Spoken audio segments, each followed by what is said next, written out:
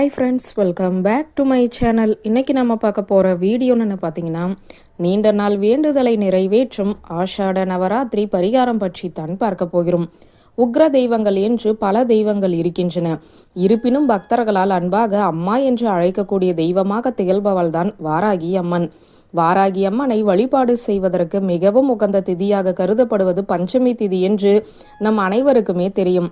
அப்படிப்பட்ட வாராகி அம்மனுக்கு உரிய 9 நாட்களைத்தான் ஆஷாட நவராத்திரி என்று கூறுகிறோம். அந்த நாளில் நாம் செய்யக்கூடிய வழிபாட்டிற்கும் பரிகாரத்திற்கும் பலவிதமான அற்புத பலன்கள் உண்டாகும் என்றே கூறலாம்.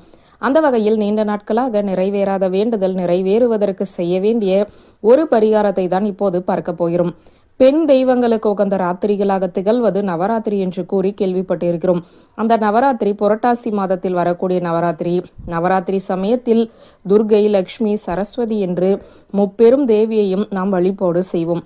அதே போலத்தான் ஆஷாட மாதம் என்று சொல்லக்கூடிய ஆனி மாதத்தில் வரக்கூடிய நவராத்திரியை ஆஷாட நவராத்திரி என்றும், அந்த நவராத்திரி வாராகி அம்மனை வழிபாடு செய்வதற்குரிய நவராத்திரி என்றும் கூறப்படுகிறது.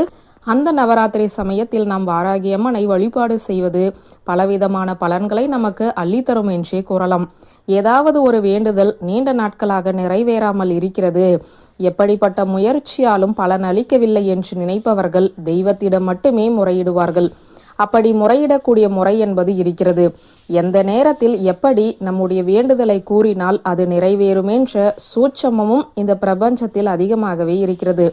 அப்படிப்பட்ட ஒரு சூட்சமத்தை பற்றித்தான் இப்போது நாம் தெரிந்து கொள்ள போகிறோம். ஆஷாட நவராத்திரி ஆரம்பிக்கக்கூடிய நாளிலிருந்து அது நிறைவடையக்கூடிய நாள் வரை, அதாவது தொடர்ச்சியாக 9 நாளும் நாம் இந்த பரிகாரத்தை செய்ய வேண்டும்.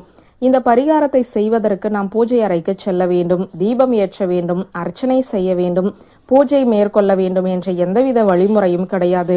இந்த பரிகாரத்தை சரியாக காலை 9 மணிக்கு அல்லது இரவு 9 மணிக்கு செய்ய வேண்டும்.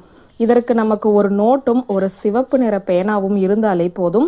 சரியாக 9 மணிக்கு நோட்டை எடுத்து சிவப்பு நிற பேனாவை பயன்படுத்தி முதலில் வாராகி தாயே போற்று என்று எழுதி கொள்ளுங்கள். பிறகு உங்களுடைய வேண்டுதல் என்னவோ அந்த வேண்டுதல் நிறைவேறிவிட்டதாக எழுத வேண்டும். அப்படி எழுதும்போது எந்தவிதமான எதிர்மறை வார்த்தைகளையும் பயன்படுத்தக்கூடாது. தொடர்ச்சியாக 9 முறை எழுதிவிட்டு நன்றி தாயே என்று கடைசியாக எழுத வேண்டும்.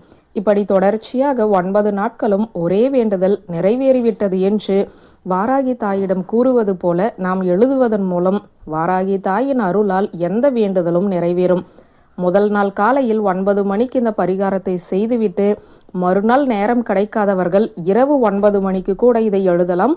முடிந்த அளவிற்கு ஒரே நேரத்தை பின்பற்றுவது என்பது மிகவும் சிறப்பு. சரியாக 9 மணிக்கு 9 முறை வாராகி அம்மனை நினைத்து இந்த முறையில் வேண்டுதலை எழுதுபவர்களுக்கு அவர்களின் வேண்டுதல் விரைவிலேயே நிறைவேறும். மிகவும் எளிமையான இந்த பரிகார முறையை ஆஷாட நவராத்திரி சமயத்தில் முழு நம்பிக்கையுடன் வாராகி அம்மனை நினைத்து செய்பவர்களுக்கு அவர்களுடைய வேண்டுதல் நிச்சயம் நிறைவேறும் என்ற தகவலை சொல்லி இந்த வீடியோவை நிறைவு செய்கிறேன். நன்றி, வணக்கம்.